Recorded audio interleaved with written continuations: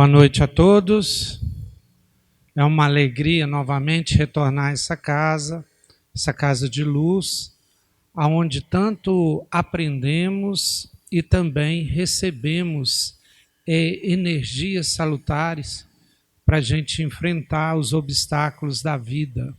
Então, é uma alegria retornar a essa casa para a gente dialogar, né, para a gente conversar e aprendermos juntos.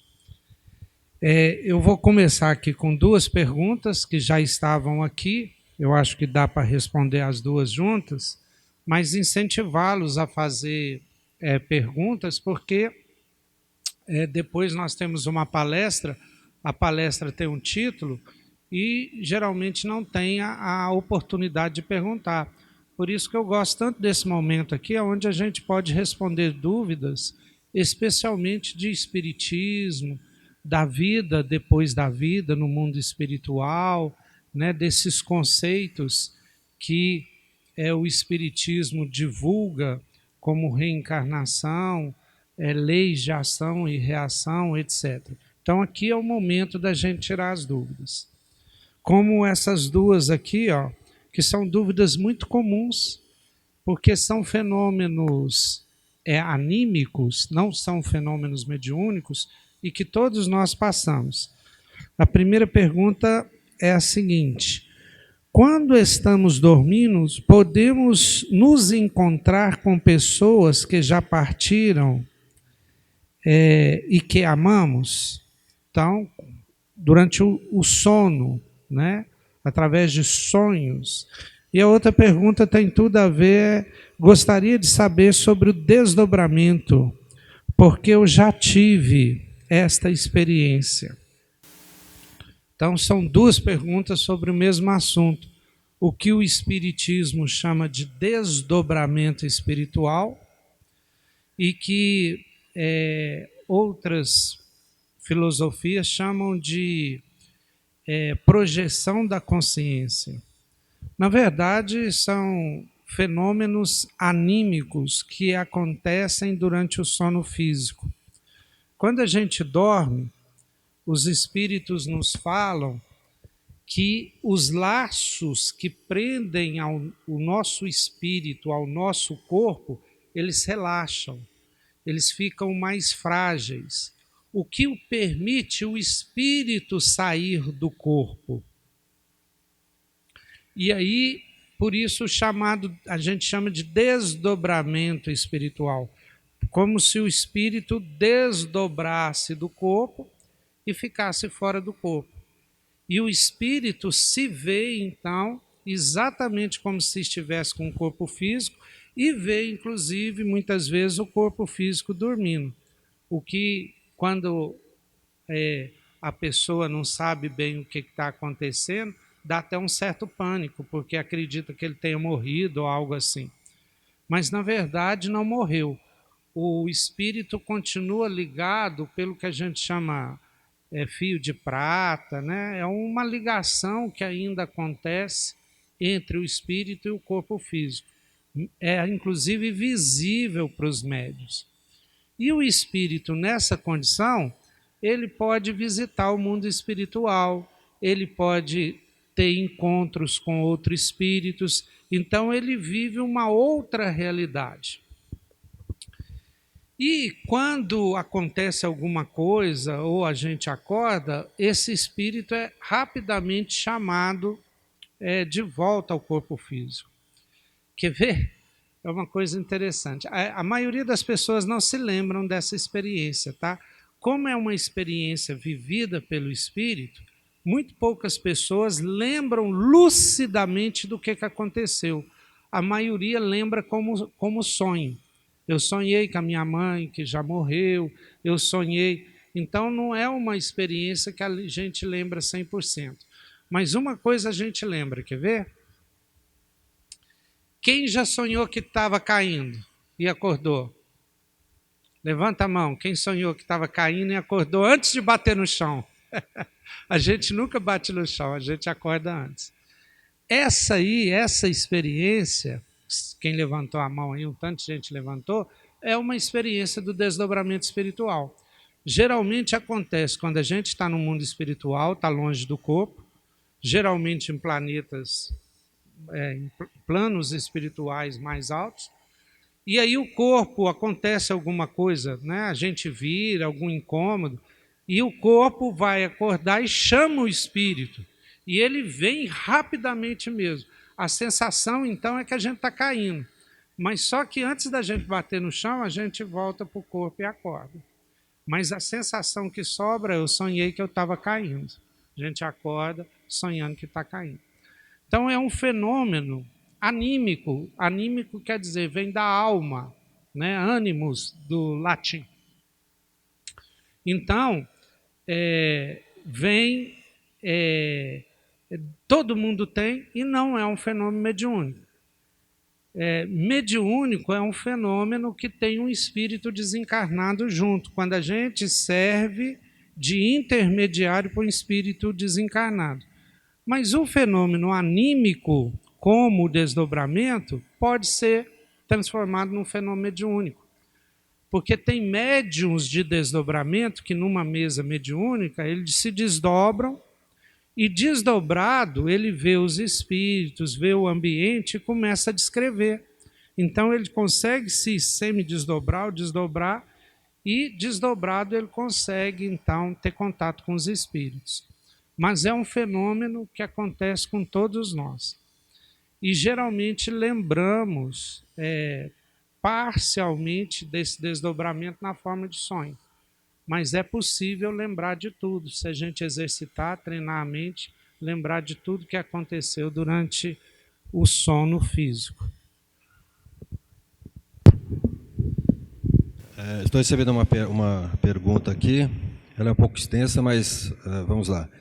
Sou católica, praticante, tenho uma ótima condição financeira. No povoado, no lugar que ela reside, né, ela ajuda sempre os mais necessitados com cestas básicas, roupas, medicamentos, atendimento a essas pessoas mais necessitadas, né? Agora, por outro lado, sinto que ela sente muito a presença de alguém do lado dela, vultos, ela diz aqui. Tenho sempre pressentimentos e sonhos que, na maioria das vezes, se concretizam, sejam bons ou ruins. Isso acontece com muitas pessoas, né? Uma amiga, né, uma pessoa ligada a ela, disse que ela tem mediunidade, até colocou entre aspas aqui, que preciso ir num centro espírita bom para desenvolver também entre aspas, talvez ela tenha outro entendimento desse desenvolvimento. O que fazer? Tenho realmente que passar por essa experiência? Não obrigatoriamente. A resposta que nós temos, que a espiritualidade pode nos dar, é essa, não obrigatoriamente. Desde que uma pessoa pratica a caridade, ajudando os mais necessitados, haja vista o que nós estamos passando agora, por esses dias, quantas pessoas estão ajudando aquelas pessoas que perderam praticamente tudo lá no Rio Grande do Sul? O que essas pessoas estão fazendo? Estão praticando a mediunidade, estão praticando a caridade. Que Jesus mesmo fala, sem caridade não há salvação. Se a pessoa tiver realmente esses pressentimentos, é lógico, se for se ela quiser, né, frequentar um centro espírita, ter informações mais detalhadas sobre isso, se aprofundar um pouco mais, nada impede. Todas as casas espíritas não cobram ingresso, estão todas de portas abertas, recebendo qualquer pessoa de bom coração, e serão todas bem atendidas e instruídas no procedimento que tem que fazer, se for se ela quiser fazer isso, se ela quiser tomar essa atitude, né? Mas se não quiser, não tem problema não. A título de exemplo aqui, eu conheço, essa pergunta veio de encontro a uma pessoa que eu conheço, já há algum tempo atrás, ligada à nossa família, não como parente, mas laço de amizade, e ela está nessa mesma situação. E nós sabemos, minha esposa conhece ela bem, sabe que ela é médium, porque já tem essa convivência com ela e já percebeu que existe uma mediunidade muito latente para ela. Só que ela sabe disso também, só que ela é super católica, e ela ajudou, muitas pessoas, já desencarnou, ajudou muitas e muitas pessoas, pobres, precisando de atendimento médico às vezes, remédio, e ela chegou até a construir, num lugarzinho perto de onde ela tinha um sítiozinho, ela construiu uma capelinha, Porque o padre, para se deslocar, as pessoas para se deslocarem para a cidade, para assistir à missa, era um pouco dificultoso. Não tinham condição, e não em condução também, né? Não tinham meios para ir exercer a sua atividade religiosa nas igrejas aqui do centro, né? Então, o que ela fez? Ela, com o marido dela, tinha posse, o marido dela também desencarnou recentemente, eles construíram uma capelinha, que lá aconchegava lá 25, 30, um pouco mais de pessoas, e todo o povoado se beneficiava daquilo. E o padre era levado lá, uma vez a cada 15 dias, ou menos até, e praticava lá, rezava sua missa, dava comunhão, fazia as confissões se fosse necessário.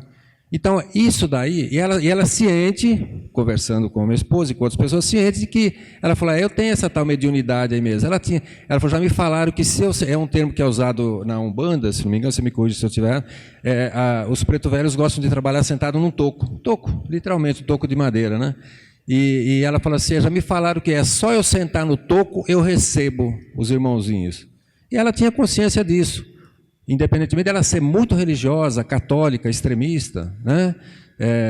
Mas nunca desrespeitou nenhuma religião. Então, a resposta a essa pergunta, a pessoa não precisa ser obrigada a vir no centro espírita, lógico, está sempre de portas abertas, mas não precisa vir no centro espírita, não precisa participar das reuniões. Ela faz isso, pratica essa mediunidade dela, exercendo essas atividades. Que é coisa mais bonita que isso? Eu repito, sem a caridade não há salvação. Quantas pessoas têm condições de ajudar os outros e não ajudam? Às vezes uma mínima coisa, uma cesta básica, um alimento, um remédio, talvez por orgulho, não sei, não queiram, né, queiram fazer essa diferença, mas ela não. Ela perdia, no bom sentido, horas e horas visitando pessoas doentes, levando a comunhão, que como ministro que ela era, eles tinham essa capacidade, não sei se ainda existe, os ministros têm essa capacidade espiritual, estou falando, né? De levar a comunhão, parece que eles ainda têm. Vão lá, olha que coisa bonita isso. Isso é praticar a mediunidade, né? Nesse sentido. É lógico que se quiser vir, eu repito, numa casa espírita, vamos dar um exemplo, Jesus de Nazaré, Maria de Nazaré, estudante do Evangelho, qualquer outro, vem de bom coração, vai ter um pouco mais de entendimento, sim. Às vezes nos acolhimentos, às vezes a pessoa, no acolhimento que eu fiz, ela fala assim, eu sou católico, não sei o quê, mas eu estou passando por... Me indicaram que eu viesse aqui, porque eu tenho certos pressentimentos. Ótimo, foi bem atendido, fez todo o processo, que muitos aqui já devem ter passado, e no finalzinho ele falou, olha, eu gostaria de praticar essa mediunidade que você falou aí, de outra forma, lá na igreja. Eu falei, é lá que você se sente bem? É lá que você se sente útil, exercendo essa caridade? Ele falou assim, então vai lá, não tem problema nenhum. Você não está cometendo nenhum pecado, pelo contrário, aos olhos de Deus, você está sendo bem visto, você está recebendo a luz. É para isso que nós viemos aqui nesse mundo terra, para nos ajudarmos, né? E eu repito, sem caridade não há salvação. E não existe coisa mais bonita do que você ajudar um semelhante, do que ajudar um irmão, o que está com dificuldade, independentemente de se você for rico ou pobre. Às vezes uma pessoa que tem menos condições financeiras, ela exerce muito mais essa caridade, essa mediunidade, vamos dizer assim, do que uma pessoa que mais abastada, que tem muitas posses, né? Não estou aqui julgando ninguém, mas é só para comparação. Então, às vezes, o que tem menos é o que faz mais. Essa é a resposta que nós temos aqui para dar de momento, e qualquer outra explicação, nós estaremos aqui à disposição também.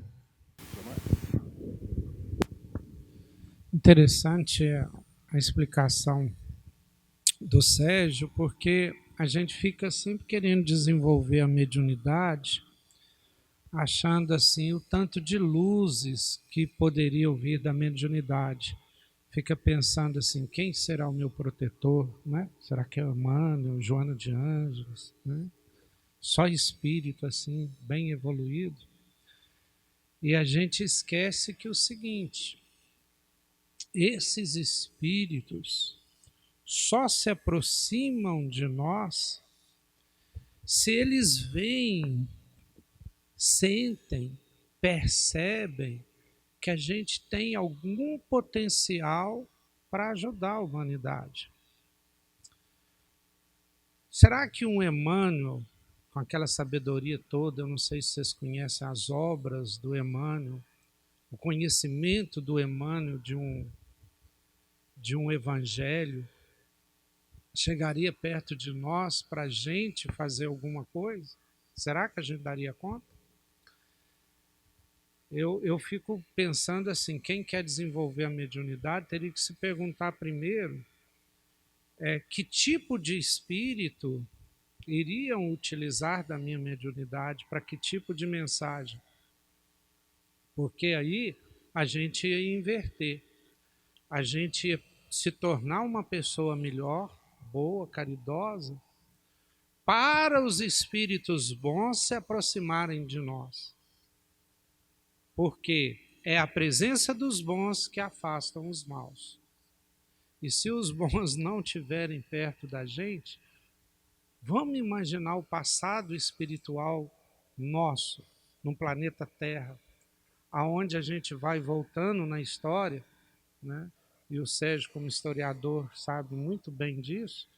A violência era sempre maior, a ignorância era sempre maior, os maus tratos das mulheres, das crianças eram sempre maior, havia escravidão, havia muito mais guerra do que há hoje. Aí será que eu sempre fui bonzinho? Será que eu sempre fui uma pessoa boa nesse passado espiritual trevoso do planeta Terra? Então imagina o ambiente espiritual que está à nossa volta. Então eu acho que é melhor a gente fazer o que o Sérgio falou, de conquistar bons amigos, fazer o máximo de bem que a gente puder, porque como o André Luiz tem uma frase maravilhosa, ele fala assim, o bem que você faz é seu advogado em qualquer parte. Porque o bem que a gente faz para os outros, esses outros, como vão ser gratos para nós, vão nos defender aonde a gente esteja, né? E aí a gente procurar fazer o bem para depois desenvolver a mediunidade. E não o contrário, querer desenvolver a mediunidade sem pensar por quê. Agora, outra coisa interessante que eu gostei, você falou de duas religiões aí cristãs, né? O espiritismo, o catolicismo e o bandismo. E eu sempre que eu penso nelas, eu tenho muita gratidão.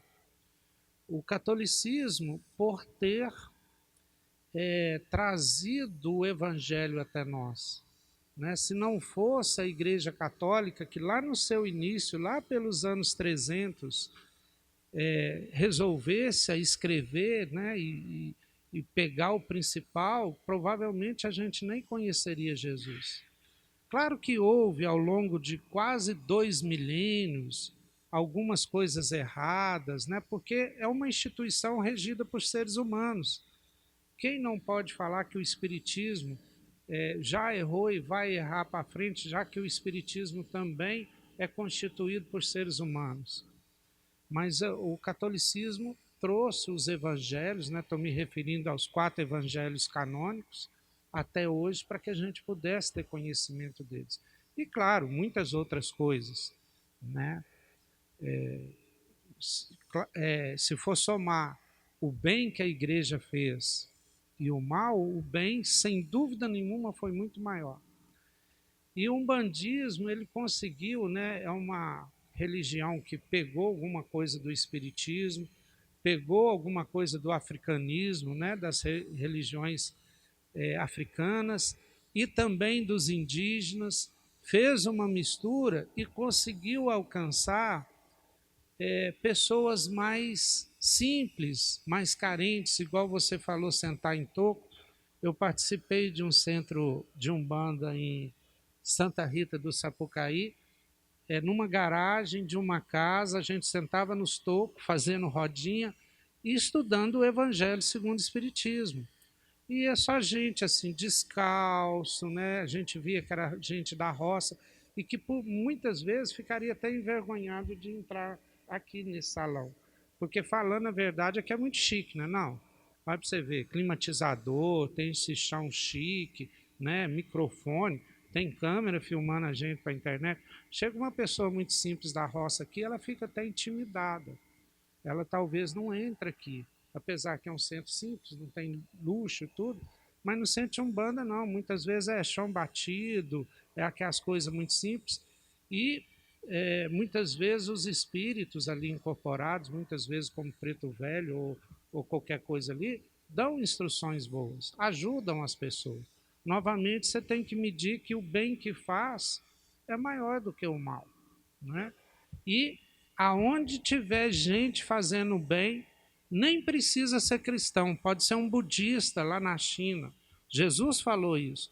Aonde gente estiver fazendo bem, ele está junto, ele e os emissários dele, né? É isso que a gente acredita. Deixar de ter esses rótulos que só nos dividem, só divide a gente.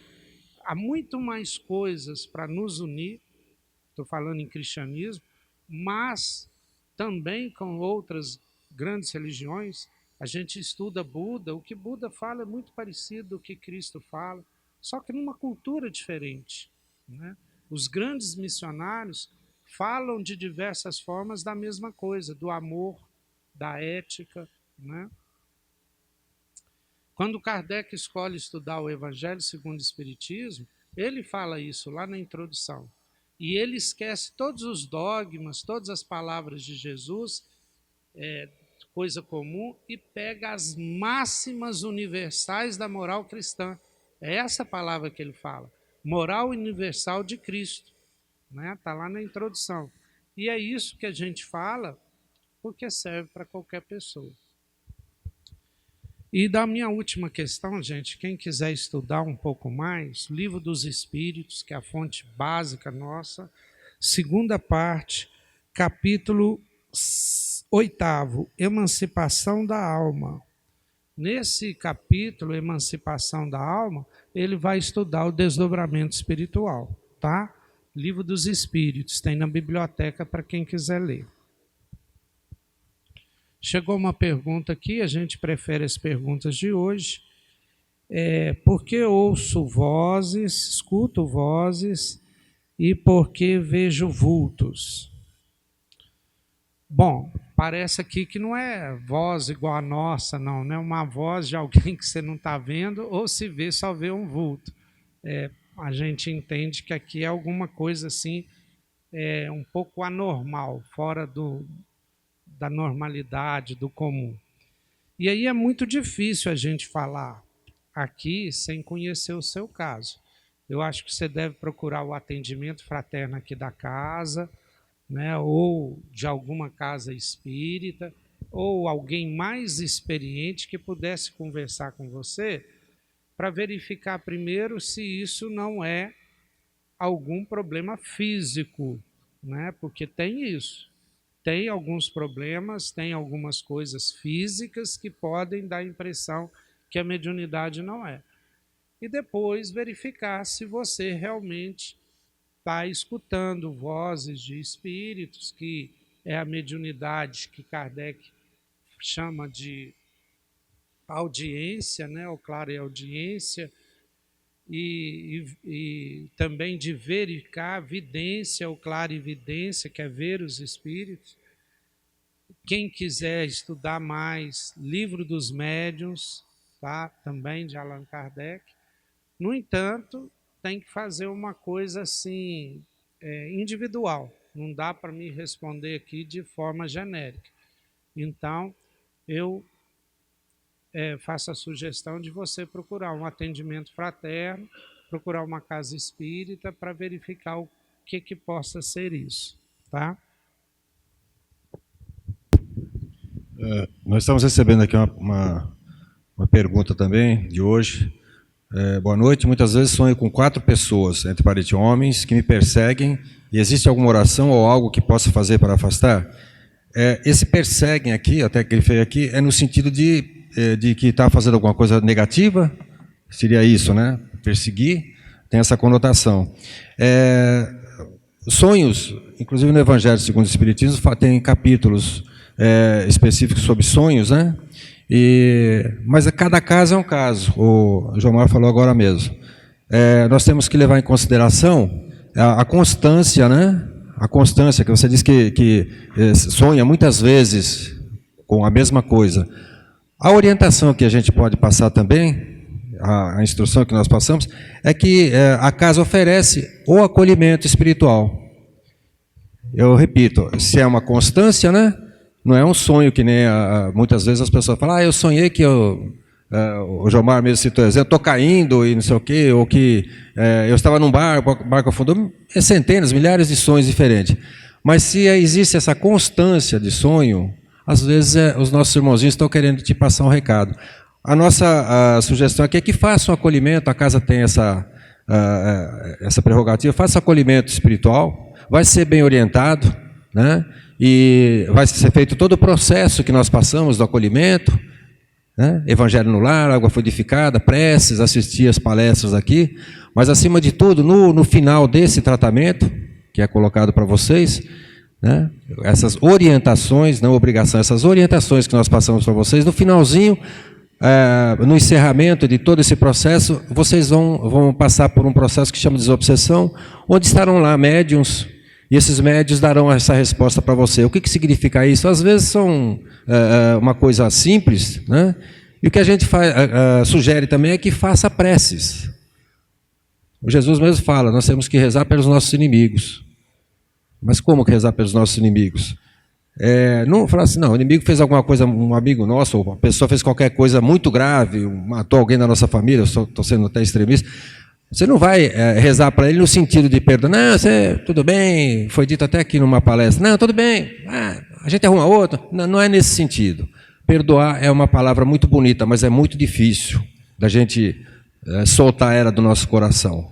A gente não esquece o mal que nos foi feito. Principalmente se for muito, né, uma coisa muito rígida em termos de nos prejudicarmos, né? Então nós temos que procurar perdoar no sentido de rezarmos para essa pessoa, orarmos para essa pessoa, para que esse espírito ou esses espíritos tenham o esclarecimento necessário, né? Que cada vez que nós fazemos prece, tanto para os nossos amigos como para os nossos inimigos, lá onde eles se encontram, seja onde estiver, acende uma luzinha, essa luzinha abre um pouquinho mais o caminho para que ele dê alguns passos para que tenha um entendimento. E isso gradativamente, com a nossa constância de oração, de prece, de fé, no que nosso mestre nos propõe, né? Nós vamos acabar separando isso vai ficar no esquecimento, porque você praticou, eu repito, essa caridade, você ajudou esses irmãozinhos que estavam, né, te perseguindo, te atrapalhando, você ajudou eles a terem um pouquinho mais de luz, um pouquinho mais de entendimento, que é isso que nós fazemos aqui nas nossas mesas mediúnicas, quando nós trabalhamos. E tem uma outra aqui que eu vou emendar, uma outra pergunta. Qual a melhor maneira de se evoluir? Ler muito? Também, ler muito. Mas não é a quantidade de palavras que vai fazer com que nós sejamos mais inteligentes ou não. É o que cada palavra, por mais simples que seja, nos transmite uma mensagem. Então, leia muito, mas leia as coisas certas. Leia as coisas que vão trazer uma grandeza espiritual para vocês, conhecimento espiritual, que vão trazer a lucidez e entendimento. Isso é que consiste na leitura. Tem muitas pessoas que às vezes a gente fala nos acolhimentos, você leia pelo menos um trechinho do Evangelho segundo o Espiritismo, ou de algum livro da codificação, ou da Bíblia mesmo, um salmo, né, um provérbio. Eu falei, uma vez numa das aulas que eu estava dando, eu falei, olha, vocês vão ler tal ponto, né, discorrer sobre tal acontecimento da história, e semana que vem a gente vai discutir sobre isso. Aí o aluno chegou para mim e falou assim, Vendramini, eu li 3, 4 vezes, não foi isso que você pediu? Eu falei, você leu, mas você entendeu o que você... Não, você pediu só para ler, pô. Ler é uma coisa, entender é outra. Então, tudo que nós fomos ler, tudo que cair nas nossas mãos para que a gente possa ler, vamos ler, mas ler com entendimento, não simplesmente ler por ler. Tem gente que, até se tem um exemplo aqui, né, Jomar, é que as pessoas às vezes andam com um livro embaixo do braço, e uma professora minha falou assim, não adianta nada andar com um livro embaixo do braço e não ler, simplesmente vai adquirir a absorção axilar de conhecimento. Olha que palavra que ela usou. Vai andar com o livro embaixo do braço adquirindo o quê? Conhecimento nenhum. Então vamos colocar os conhecimentos que os livros nos oferecem, são muitos, no que diz respeito aqui à nossa codificação, ao Centro Espírita Jesus Nazaré ou qualquer outro centro. Vamos ler os livros da codificação, isso nos trará um conforto muito grande e um entendimento. Mas a resposta fica aqui o conselho, que se faça o acolhimento. Nesse acolhimento é muito bom, vai tirar as dúvidas, vai te dar a certeza de que você está trilhando num caminho bom, porque no encerramento você vai ter a orientação, não de nós encarnados, mas de um espírito que vai se manifestar em um dos médios e vai te dar a orientação necessária e o porquê que está acontecendo isso. Essa é a nossa sugestão para essa pergunta.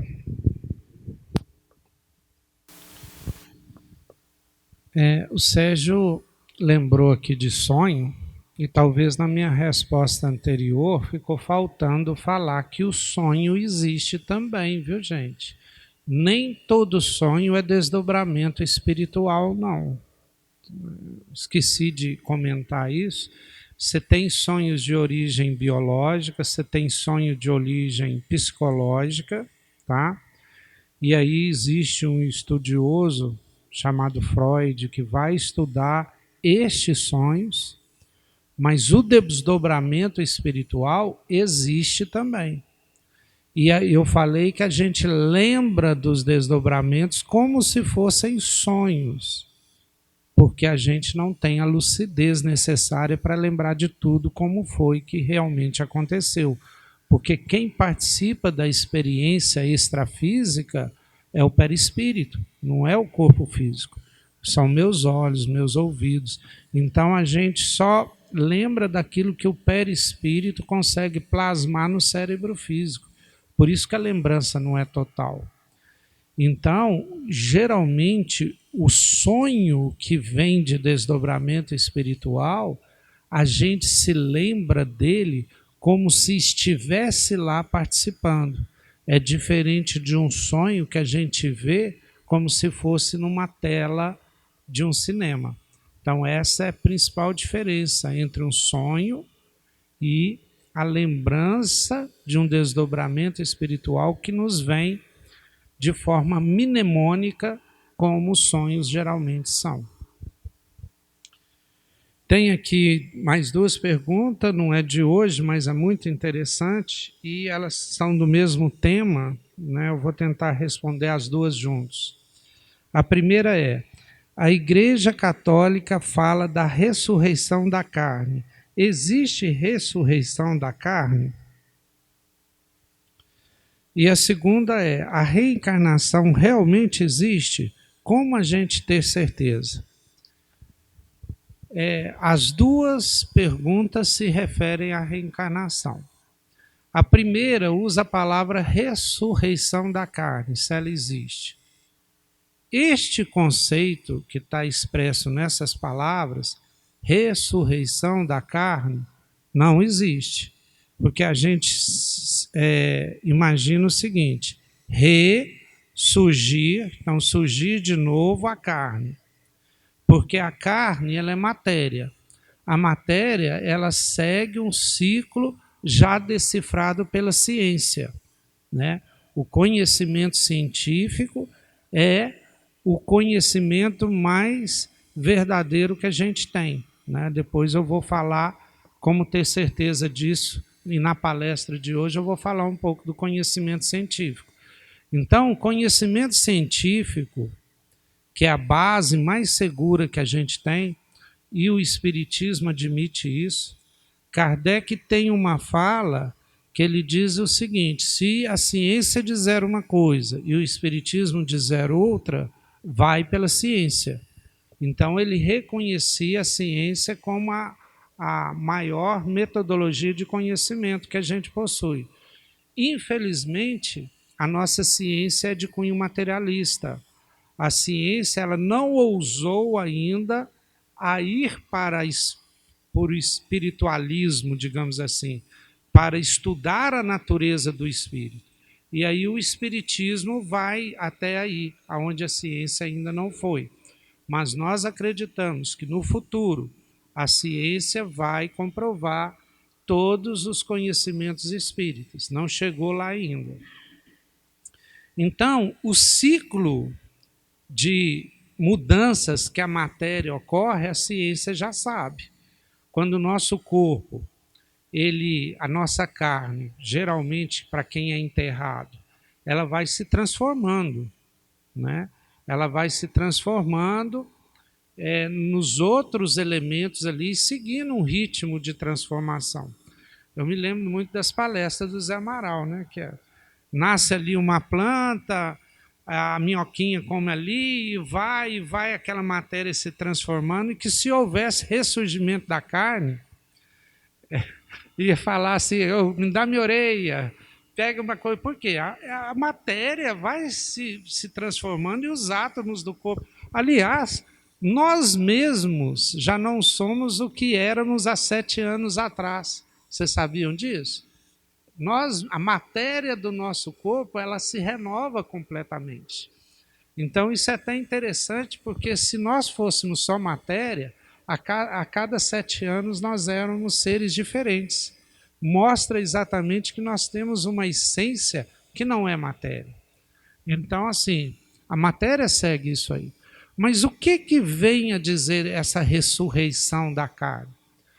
Isso vem dos evangelhos lá, que foram escritos muito tempo depois de Jesus, e que Jesus falava em hebraico, as primeiras coisas escritas dos evangelhos eram em grego, falavam em aramaico, desculpa, que era ainda mais reduzido do que o hebraico. Era em grego e hebraico, depois latim, e depois foram traduzidos para as línguas modernas. Então, o que acontece? E os conceitos lá eram muito abstratos. Você tinha uma palavra que significava várias coisas. E Jesus era reencarnacionista. Em várias passagens isso é demonstrado. A mais contundente de todas é o encontro de Jesus com Nicodemos, né? Está no Evangelho segundo o Espiritismo, essa passagem de Jesus, eu acho no capítulo aquele que não nascer de novo não verá o reino do céu. Né? Alguma coisa que ele fala assim. Na verdade, a pergunta de Nicodemos foi... qual foi? Ele perguntou alguma coisa para Nicodemos e Jesus respondeu lá de forma poética, falando do vento, que no grego é pneuma, né? O vento que bate no nosso rosto, ninguém sabe de onde que vem, ninguém sabe para onde que vai, mas a gente sabe que existe porque ele toca o nosso rosto. Jesus era muito poeta. Isso em grego deve ficar muito bonito, porque pneuma é vento, mas pneuma é alma também em grego, né? Porque grego tinha essa noção. E depois ele fala, né, aquele que não nascer de novo, né, não verá, não evoluir. Aí Nicodemos fica confuso, pergunta, mas como assim pode um ser adulto entrar de novo na barriga da mãe? E Jesus fala, Nicodemos, se você não entende as coisas da terra, como é que eu vou falar das coisas do céu? O que nasce do espírito é espírito, né? O que nasce da água é água. Então ele tenta explicar ali para Nicodemos o processo reencarnatório. Então está no Evangelho. Outra passagem também muito significante é quando perguntam a Jesus que se ele era o Messias, por que todos os profetas depois de Elias falaram que Elias tinha que vir antes de Jesus. Tinha que vir primeiro. Aí Jesus falou assim, Elias veio e vocês não o reconheceram. E na nota do pé lá do rodapé do Evangelho está falando assim, Jesus se referia a João Batista. Ou seja, João Batista era a reencarnação de Elias. E em outro momento lá, Jesus fala, João Batista era Elias que devia vir. Então, quer dizer, são só 2 passagens ali muito claras que Jesus era reencarnacionista. Então, essa ideia de ressurreição da carne foi, vamos dizer assim, uma confusão que se fez do conceito de reencarnação que Jesus era e que os judeus também eram naquela época, tá? Isso é demonstrado naquela passagem do cego de nascença, que perguntam o seguinte, por que ele veio cego? É culpa dele? Dos pais dele? Como que podia ser culpa dele se ele era cego de nascença? Faz sentido, só pode ser culpa dele se os judeus acreditavam que ele teve outra vida antes de nascer cego. Então, isso era normal. E o próprio catolicismo era reencarnacionista, até que teve um concílio lá que tirou a reencarnação dos dogmas católicos. E essa ressurreição da carne se refere a isso, à reencarnação. Agora, como ter certeza da reencarnação? A coisa mais difícil do mundo é ter certeza, viu, gente? Ter certeza não é uma coisa fácil, não. Ao longo da história, a gente já teve certeza de muitas coisas e depois mudou. E na própria ciência, tá? A ciência, mais ciência de todos, dizem que é a física. A física é aquela ciência que tem mais certeza de tudo. Depois de Einstein, mudou a física newtoniana. E depois da teoria quântica, Einstein custou aceitar, ela parece que é verdade, mas até hoje a gente não sabe direito o que vem ser essa teoria física da quântica. Então é o seguinte, até mesmo a ciência, ela chega a considerar uma solução aceita enquanto ela estiver dando certo, mas pode ser que tem coisa além. Então, ter certeza é uma coisa tão difícil. A própria ciência, no século passado e retrasado, usava a palavra prova. Né? Me dá uma prova. Hoje ela já não usa prova, ela usa evidências. Porque nada prova, na verdade, uma evidência colabora para que aquilo seja verdade. Então, o que a gente tem da reencarnação? Para ter certeza da reencarnação? Várias evidências. Que tipo de evidências?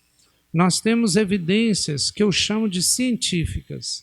O que são evidências científicas? São fatos, coisas que você não pode negar. Quais são essas evidências? Lembranças espontâneas em crianças até 4, 5 anos. Há vários casos, para quem quiser pesquisar disso, tá? Então, são lembranças de crianças em tenra idade que, de repente, lembram e conversam com seus pais a respeito de reencarnações passadas. Como explicar isso? Não tem jeito. E são espontâneas, não são induzidas. Tem as lembranças induzidas de reencarnação passadas, muito utilizado em TRVP, terapia regressiva de vidas passadas. São científicas também, reais. Acontecem em consultórios de psicólogos e terapeutas que usam isso como método de tratamento de traumas profundos.